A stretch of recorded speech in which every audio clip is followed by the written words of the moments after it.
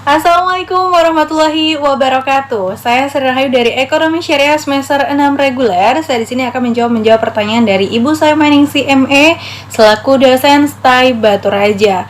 Baiklah, pertanyaan yang pertama, apa yang dimaksud dengan ekonomi internasional? Ekonomi internasional itu merupakan salah satu cabang dari ilmu ekonomi yang mana pada pembelajaran ini dibahas dan dipelajari tentang transaksi dan permasalahan-permasalahan ekonomi internasional itu sendiri. Salah satunya adalah kegiatan ekspor dan impor. Selain itu juga urusan keuangan serta moneter sekaligus organisasi pemerintah maupun non-pemerintah yang memiliki jalinan interaksi juga merupakan bagian dari ekonomi internasional.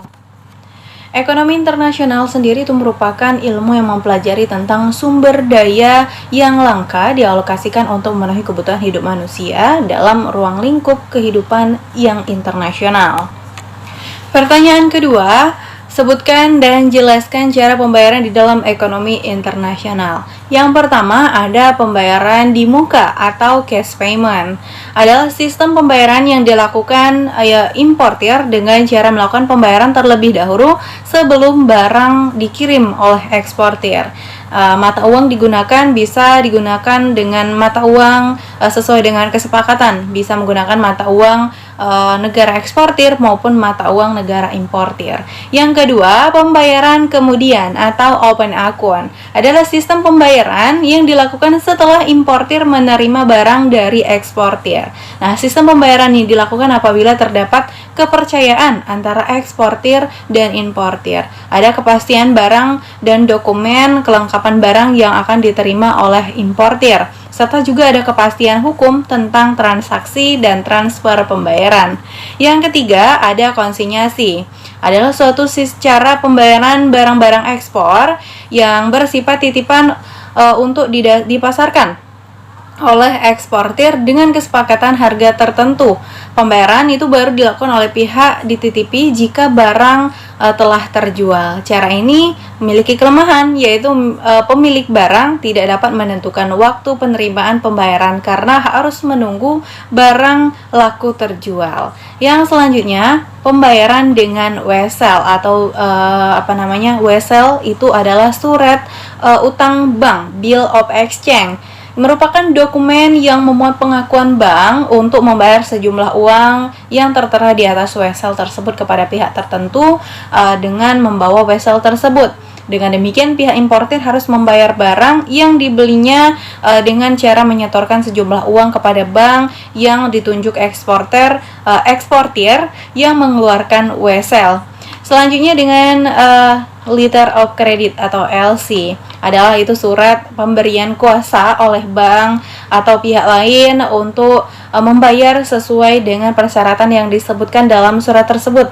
Nah, sistem ini atau sistem pembayaran dengan cara LC merupakan sistem yang paling aman yang sering digunakan untuk transaksi ekspor maupun impor. Selanjutnya, pembayaran dengan kompensasi pribadi. Dengan cara pembayaran mengalihkan penyelesaian utang piutang pada penduduk dalam suatu negara tempat penduduk tersebut tinggal. Pertanyaan ketiga, sebutkan jenis-jenis pasar valuta asing. Yang pertama ada pasar spot atau pasar tunai. Adalah nilai tukar berjalan suatu valuta. Kemudian yang dimaksud dengan pasar spot itu adalah pasar yang memfasilitasi transaksi-transaksi nilai tukar berjalan suatu valuta, di mana komoditi atau falas dijual secara tunai dengan penyerahan segera. Disebut juga dengan actual market atau fiscal market. Yang kedua ada pasar forward. Adalah nilai tukar suatu valuta dengan valuta lain pada suatu waktu di masa hadapan yang dikotasikan oleh bank-bank. Kemudian yang dimaksud pasar forward itu adalah pasar yang memfasilitasi perdagangan kontrak forward mata uang.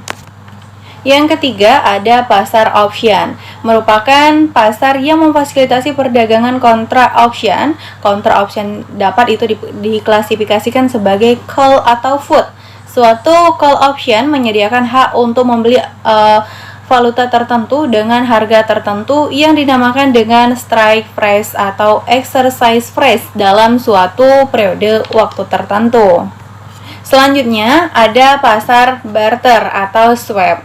Kombinasi antara pembeli dan penjual untuk dua mata uang secara tunai yang diikuti membeli dan menjual kembali mata uang yang sama secara tunai dan tunggak secara simultan dengan batas waktu yang berbeda. Baiklah teman-teman, itu dia kejelasan singkat dari saya. Apabila ada kata-kata yang salah, saya mohon maaf, saya aturi.